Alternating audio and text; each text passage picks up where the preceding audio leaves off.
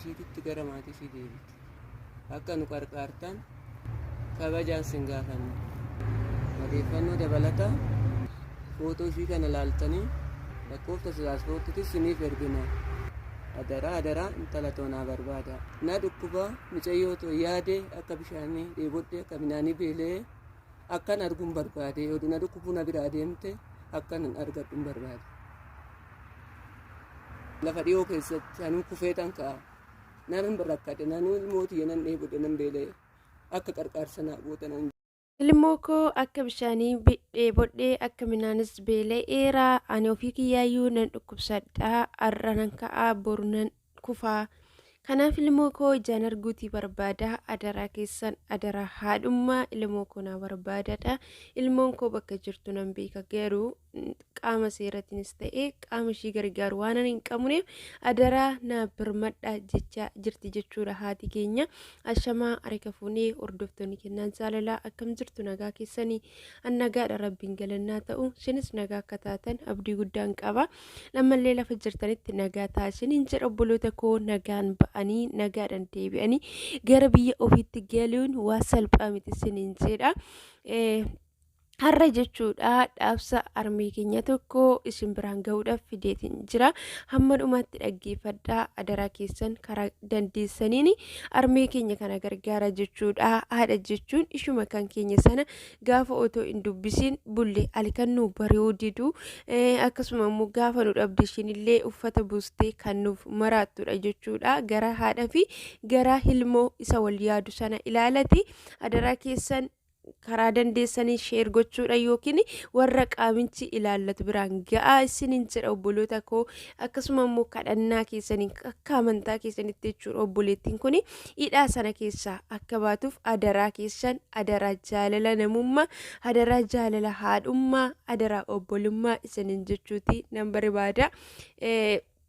Mucayyoon kun jechuudha kan ishiin keessatti argamtu magaalaa jechuudha Saudi Arabiyaa Riyaad keessatti jechuudha. Maqaan nama ishiin bira hojjettu Ahmad Ali jedhama jechuudha. Mucayyoon kun kan biyyaa baate akka armeeshii jedhanitti bara 2004 jechuudha. Amma erga biyyaa baate waggaa 13 umurii nama tokko yookiin immoo dargaggeessa tokko ta'uu jirti jechuudha.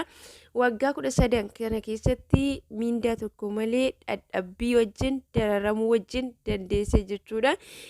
Kan ishiin hojjechaa jirtu jechuudha. Mucayyoon kunis immoo akka harmeeshii jettutti nama jireenya gaa'ilaa dhaabatee nama maatii qabu nama ijoollee ishii yaadu bakka dhugaa maal jedhe isinitti hima namni fakkeenyaaf namni dhala hin qabnee fi namni dhala qabu garaagarummaa qaba jechuudha. Warri dhala qabdan beekuutii dandeessu jechuudha. Namni dhala isaa du'a yoo ta'e malee obsee turuu hin danda'u jechuudha. Waggaa 13 dhiisatu jechuudha dhugaa dubbachuu fi waggaa 4 tureetan gara biyyaa galee amma sana keessatti jechuudha. Ija maatii koo arguudhaaf amma makkan dheebodde natu beeka jechuudha. Gaafa nasii galus gaafa harmee koo argu jilbiibbiin deeme jechuudha. Kanaaf waggaa 13 kana guutuusaa jechuudha biyya namaa keessa taa'uun baay'ee ulfaataadha jechuudha. Rakkina yoo ta'e malee waggaa lamaan dura jechuudha karaa namoonni itti bilbilanii sooshaal miidiyaa garaagaraa irratti suura ishii bittisuudhaan gaafa sagalee ta'uu danda'an madaamin ishii bilbilchiiftee akka gadi lakkistuu akka bakka miindaa ishiillee gad lakkistuuf akka gara biyyaallee galtu waadaa galtee fi turtee erga sana immoo cirrii gootee hin dhoksitee jechaa jiru. Amma garuu kontiraata ishii yookiis immoo waggaadhaan kan haareeffamuu fi waraqaa eenyummaa biyya sanaallee haaressuu fi dhiiftee gara biyya ishii akka ishiin hin galle rakkoo amaa keessa akka ishiin hin bilbilleellee taasistee jirti waan ta'eef armeen kun adaraa isiniin jetti. Mucayyoon kun immoo maqaan ishii kan ishiin jedhamtu jechuudha Simaay Dajanee jedhamti jechuudha. Dhalattuu godina kaabaa aanaa sulultaa kan ishiin taati jechuudha. Godinni ishii immoo weerarsoo maalimaa jedhamti jechuudha.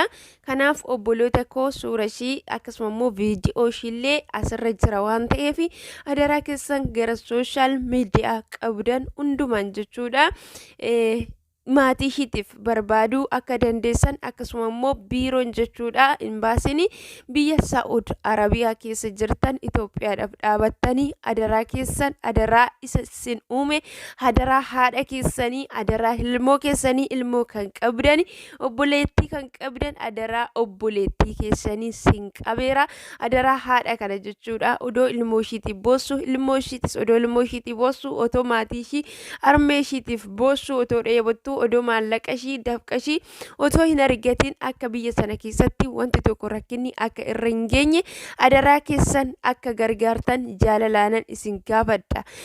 Bakki kun bakki isin jirtan kun hin darba garuu guyyaa tokko isin gaafachuu jirtan kun hin darba guyyaa tokko garuu fuula uumaa keessan duratti jechuudha dhaxxanii to'ii wanta hojjettan hunduma isaatiif iyyuu deebii deebisuuf jirtu sababni isaayyuu iddoo amma hojjechaa jirtan kana waaqayyooti isinitti kenne jechaadha namootaaf akka hojjettan kanaaf iyyuu jechuudha adaraa keessan bu'aa achi argattaniin jettanii wanta baataniif iddoo keewwamta sana dhaabachuuti hin dhiisinaa isiniin jira adaraa keessan micayyoo kana barbaaduudhaan karaa dandeessaniin jechuudha imbaasiin keessumaa jechuudha namoonni imbaasitti karaa seeratiinis dhiyaattanii adaraa keessanii Simayyaa Dajanee godina Shawaa Kaabaa aanaa Sulultaa kan taate jechuudha gandishii weerrarsoo maalima kan taate kana jechuudha barbaaddanii armeeshii boo'aa jirtu kanaani akka wal agarsiiftanii asumaan adaraa namummaa adaraa horomummaa isiniin jedha obboloota kooyi adaraa keessan warri kaanis immoo kallatti dandeessaniin waaqayyo uumaa keessan kadhachuudhaan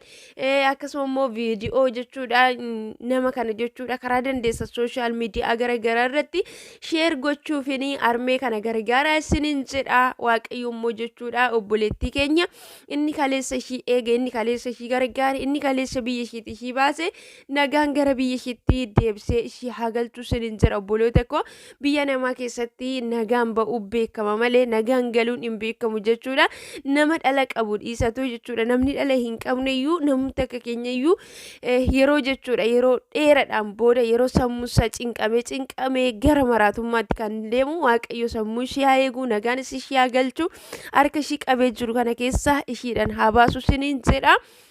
Hunduma keenya iyyuu jechuudha waaqayyoon waa eegu maatii keenyatti nagaan nu haa galchu akkasuma immoo jechuudha rakkina garagaraa keessa kan jirtanii jabaadhaa hundumtiyyuu hin darba waan hunduma caala jechuudha namni sagalee namaaf ta'u caala isa waaqayyo sagalee namaaf ta'utu caala waan ta'eef akka amantaa keessanitti waaqayyo uumaa keessaniin kadhadhaadha waaqayyo uumaan keessan immoo wanti isinitti ulfaate hunduma isaayyuu isiniif salphisa isiniin jedha turtii gaarii naaf qabaadhaa turtii keessa waan na wajjin gootaniif guddaa galatoomaadha haara kan dhuftan immoo subscribe gochuudhaan gara maatii keenyatti dabalama chaanaaliin kun kan keessan isiniin jedha obboloota koo sagalee waliif ta'uuf kan dhabame barbaaduudhaaf akkasuma immoo gorsa garagaraa namoota jechuudha muuxannoof mudannoo garagaraa keessa darban yoo qabaatanii hordoftoota keenyaaf jechuudha akka barumsa isaaniif ta'uuf hin dabarsinaa keessan nu dubbisaadha lakkoofsi bilbila kiyyaa karaa Provaayilii jalaa harigachuuti dandeechu jechuudha telegiraamii fi waasaappiidhaan isiniin jira turtii keessa waan na wajjin gootaniif guddaa galatooma viidiyoo biraatiin hanga deebinee wal arginutti turtii gaarii baay baay.